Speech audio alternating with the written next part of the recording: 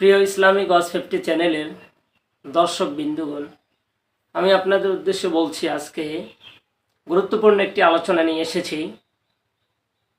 সেটা হলো রাত্রবেলায় ঘুমানোর পূর্বে এই দোয়াটি পড়ে যদি ঘুমাতে পারেন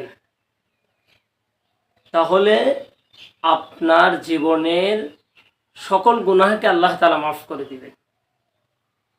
এটি নবীজির সাহাবী হযরত যায়েদ রাদিয়াল্লাহু তাআলা আনহু হতে বর্ণিত। তিনি বলেন, রাসূল সাল্লাল্লাহু আলাইহি ওয়াসাল্লাম ইরশাদ করেছেন, তোমাদের মধ্যে কেউ যদি রাত্রবেলায় ঘুমানোর পূর্বে, আর অবশ্যই রাত্রবেলায় তসবিহ তাহলিল দোয়া দরুদ পড়ে ঘুমাবে তারাই যারা শুধু নামাজ কালাম ইবাদত বন্দেগী করে তারা।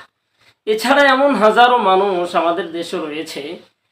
প্রিয় দর্শক, আপনারা যদি খেয়াল করেন তাহলে বিষয়টি অবশ্যই আপনার নলেজে চলে আসবে, আইডিয়া আসবে যে হ্যাঁ, এরকম মানুষ তো আছে যারা কি ঘুমানোর সময় কোনো দোয়া দরুদ এবং সুন্নাত তরিকা তারা তো মোটেই ঘুমায় না।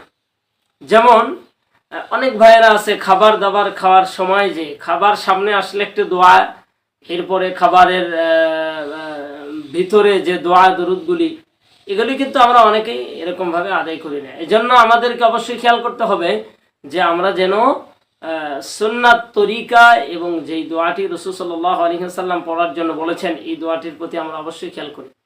নবী সাল্লাল্লাহু আলাইহি ওয়াসাল্লাম বলেন, আস্তাগফিরুল্লাহাল্লাযী লা ইলাহা ইল্লা হুয়াল হাইয়ুল কাইয়্যুম ওয়া আতুবু ইলাইহি।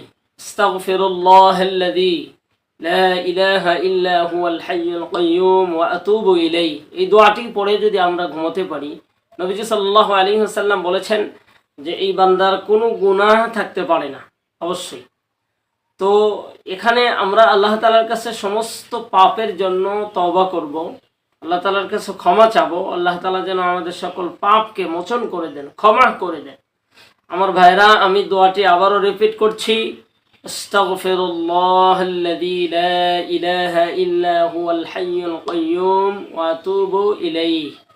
আমরা এই দোয়াটি পড়ে এরপরে ঘুমাবো ইনশাআল্লাহ। এছাড়াও ঘুমের দোয়া এবং আরও বিভিন্ন হাদিসের মধ্যে আছে, আরও বিভিন্ন তাসবিহ তাহলিল জিকির আজগার করে সূরা ফাতিহা, সূরা ইখলাস, আয়াতুল কুরসি, এরকম জিকিরের মধ্যে ওযু অবস্থায় আমরা ঘুমাতে থাকবো ইনশাআল্লাহ। আল্লাহ তাআলা এমত অবস্থায় এই তরিকায় যদি আমরা ঘুমাতে পারি, না আল্লাহ না করুক ঘুমের মধ্যে যদিও মরণ হয়, আমরা শহীদে মৃত্যু পেয়ে যাব ইনশাআল্লাহ। আর আমার ভাইয়েরা, এই আমলগুলি তো আসলে সাধারণত যারা নামাজি দিনদার পরহেজগার তারাই শুধুমাত্র করেন, এছাড়া তো অন্য কেউ এই সকল দোয়া দরুদের প্রতি অবশ্যই মনে রাখেন না, খেয়াল করেন না। এটা তো অবশ্যই আমাদের জানা কথা। সম্মানিত হাজিরিন, আমরা আল্লাহ তাআলা যেন আমাদের সবাইকে এই আমলটি করার মতো তৌফিক দান করেন। আমিন। আসসালামু আলাইকুম।